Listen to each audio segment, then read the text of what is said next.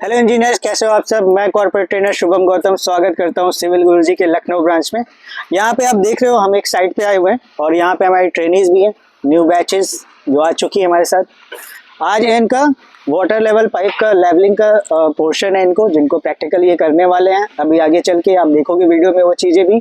लेकिन उससे पहले अभी तक जो भी चीज़ इन्होंने पढ़ रखी है, ठीक है, जैसे स्टार्टिंग से अपना टाउनशिप लेआउट के बारे में, सेंटर लैंड लेआउट के बारे में, फिर इनकी एस्टिमेशन की क्लास स्टार्ट हुई, तो वो हर एक चीज़ यहाँ पे हम अभी रिवीजन करेंगे कि कैसे क्या चीज़ें एक्चुअल में होती है। तो यहाँ सभी से साथ हम इस चीज़ को डिस्कस करते हैं, देखते हैं कि कैसे क्या क्या चीज़ें हो रही हैं, स्टेप बाय स्टेप चलेंगे। सबसे पहले हम टाउनशिप की बात करते हैं, तो आइए देखते हैं।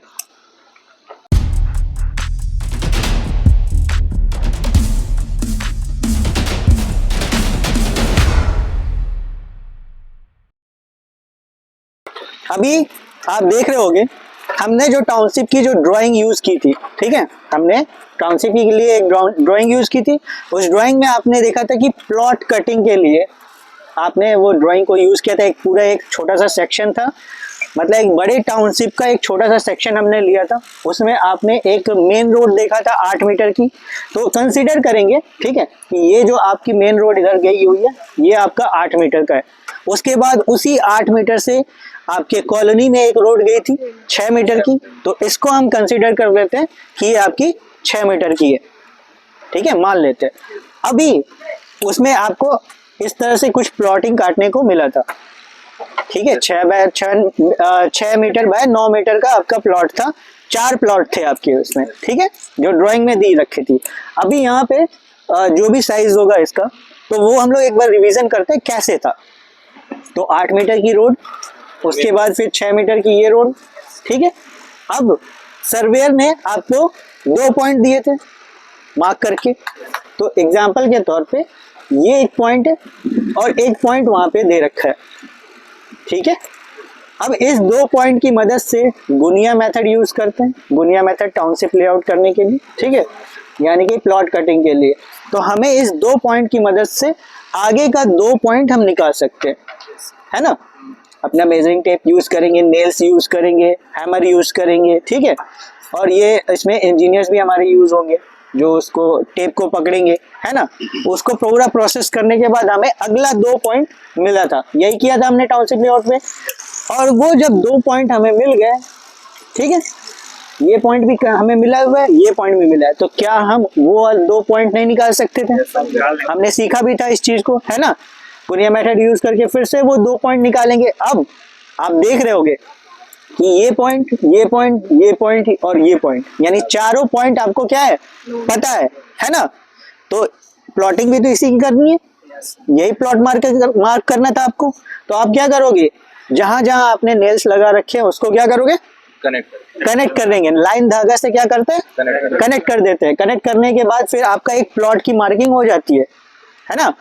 तो इस तरह करके जितने भी प्लॉट्स रहेंगे आप उन पॉइंट्स की मदद से गुनिया मेथड यूज करते हुए आप प्लॉटिंग करना सीखे थे टाउनशिप लेआउट में, ठीक है। अब ये टाउनशिप में लेआउट में मतलब जैसे लेआउट क्या होता है ये भी आपने देखा था। उसके साथ साथ टाउनशिप लेआउट क्या होती है, सेंटर लाइन लेआउट क्या होती है, 1 लाइन ब्रिक वर्क लेआउट क्या होती है, ये सारी चीजें हम डिस्कस कर चुके हैं क्लासेस में, ठीक है। उसके साथ अब मान लो प्लॉटिंग तो हो गई, प्लॉटिंग हो गई। प्लॉटिंग होने के बाद फिर हमें क्या करना होता था, क्या किया था फिर नेक्स्ट हमने साइट क्लीनिंग किया था, ठीक है। साइट क्लीनिंग के लिए हमें क्या चाहिए होता है, CPWD नॉर्म के हिसाब से 1 मीटर एक्स्ट्रा, ये चीज देखा था हमने, है ना।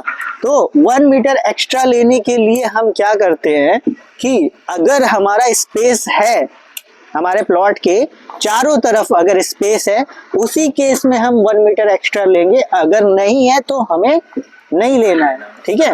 और वो 1 मीटर एक्स्ट्रा हमें किस लिए लेना होता है, मटेरियल रखने के लिए, क्योंकि हम प्लॉट पे क्या करवा रहे हैं, काम करवा रहे हैं, ठीक है। तो काम करवाएंगे तो उसी पे हम मटेरियल नहीं रख सकते, है ना। जहाँ पे हमें काम करना है वहीं पे हम मटेरियल रख के काम नहीं करवा सकते। और मटेरियल क्या छोटा मोटा मटेरियल थोड़ी ना होगा, पूरा एक एरिया कवर करेगा, है ना। तो इसलिए हमें 1 मीटर एक्स्ट्रा लेना पड़ता है। उसके बाद फिर हम उसमें सेंटर लाइन की ड्राइंग होती है, उस सेंटर लाइन ड्राइंग को यूज करते हुए हम उसमें लेआउट करते हैं। उसमें हमें सेंटर लाइन से क्या चीजें पता चलती है, कॉलम और फुटिंग का पोजीशन पता चलता है, उसका सेंटर पॉइंट हमें पता चलता है। ठीक है, तो मान लो यहाँ पे हमने वो चीजें करवा ली। अभी तो आप देख रहे हो ये साइट कैसा है, इसको क्लीन करवाना पड़ेगा, फिल करवाना पड़ेगा, है ना। फिर उसके बाद फिर एक लेवल आएगा, उसके ऊपर आप काम स्टार्ट करोगे, क्योंकि अभी ये देख रहे हो इसका लेवल क्या है, डाउन है ना। तो इसको आपको पूरा लेवल पे लाना पड़ेगा पहले फिलिंग करवा के। तो यहाँ पे उसके बाद फिर सेंटर लाइन करेंगे हम। सेंटर लाइन करने के बाद अपनी फुटिंग की मार्किंग होगी, एक्सकेवेशन जो फिट होगा, ठीक है, उसकी मार्किंग करेंगे।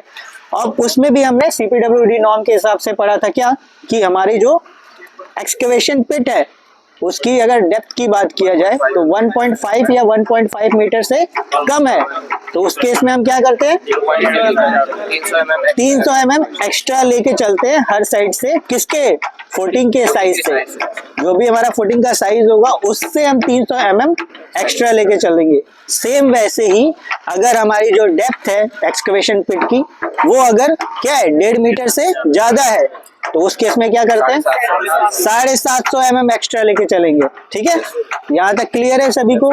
चलिए फिर इसके बाद हम नेक्स्ट साइड पे जाएंगे, जहाँ पे हम देखेंगे कि कैसे हमारा फुटिंग का एक्सकवेशन होता है, कैसे हम उसमें फुटिंग कास्ट करते हैं, क्या प्रोसीजर होता है, वो चीजें हम आगे चल के देखते हैं।